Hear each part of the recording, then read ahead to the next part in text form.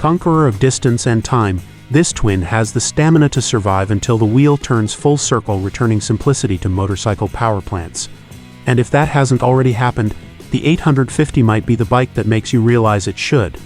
The rose-pale lightening of the eastern sky spreads an aura of softness, blurring otherwise harsh outlines, imparting a wraith-like quality to familiar objects and scenes. The chrome and red shadow flitting along the deserted ribbon of asphalt blends with the hour's misty unsubstantiality.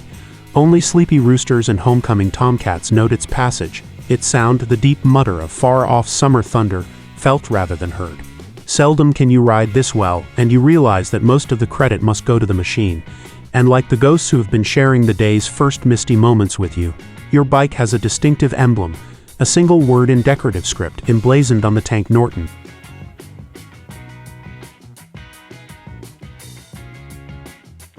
Ride the Commando 850 and you ride a legend updated.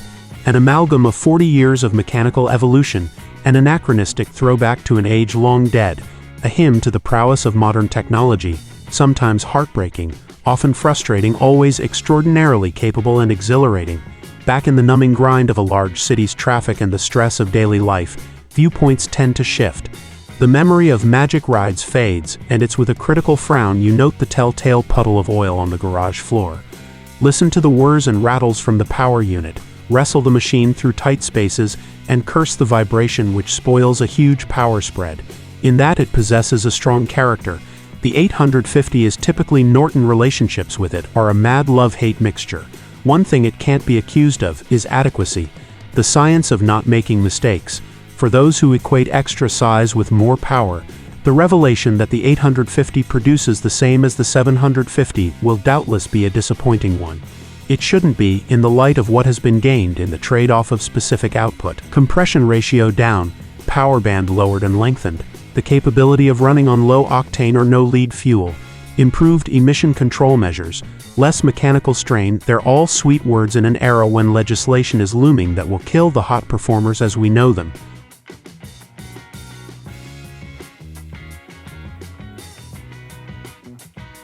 Typically, Norton Villiers' approach has been a host of detail improvements rather than a fell swoop of the designer's pen.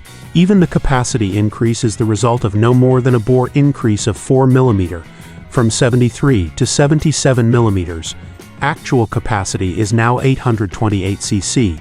At the same time, the high-performance camshaft sported by the Combat model has been replaced with the milder S pattern, bringing peak power back from 6,500 to 5,800 revolution per minute. A mild 8:5-to-1 compression ratio rounds out the basic motor package. Where most of the detail changes have been aimed is in beefing the motor up. A wise move overall.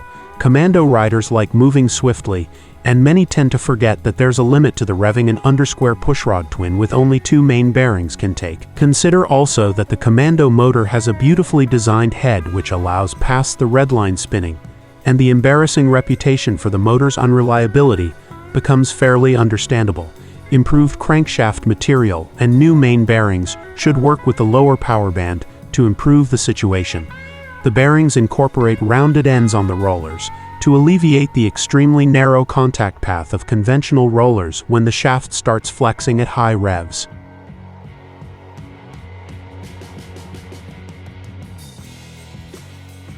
With so many external connections, leaks are inevitable, and our test bike had its share. The pity is that the problem could be cured. More positive clamping at the ends of the armored rubber hoses would cut out 99% of the problem, while some method of restricting and graduating flow to the chain is a necessity. Norton Villiers have coped successfully with leaks from the motor itself. Tidying the machine is one of life's simpler tasks. Apart from the nook between motor and gearbox, the 850 has few awkward little corners, and the liberal use of chrome, polished alloy and stainless steel adds up to a surprisingly easy-to-clean unit considering its non-unit construction. In roadster form with the 11-liter tank, the 19-inch wheels and upswept pipes lend a rangy, spidery air to the bike. Not so with the interstate, dominated by the monstrous 27-liter fuel container.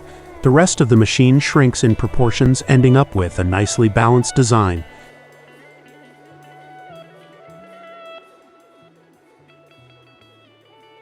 Once operating, the carbs became somewhat slack about the whole deal. refusing to hold slow consistent idle for any length of time. We ended up settling for a 1200 revolution per minute idle, faster than we'd have liked but at least steady. At this engine speed, the ice-elastic system isn't really happy about its appointed task, and shivers and shakes away in fine fashion. The peak of such behavior is reached just past 2000 revolution per minute, when one gets the impression of 1,000 coil springs spronging away inside. Sadly, it persists right up to 3000 revolution per minute, a speed at which the motor delivers tremendous torque, but rendered uncomfortable by the shaking going on.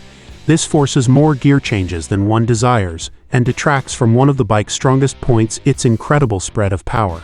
Experienced Commando riders tell us that fine adjustment of the ice-elastic side play will bring the upper limit of the shakes down to 2,500 revolution per minute, and make the bike a lot more comfortable for round-town work.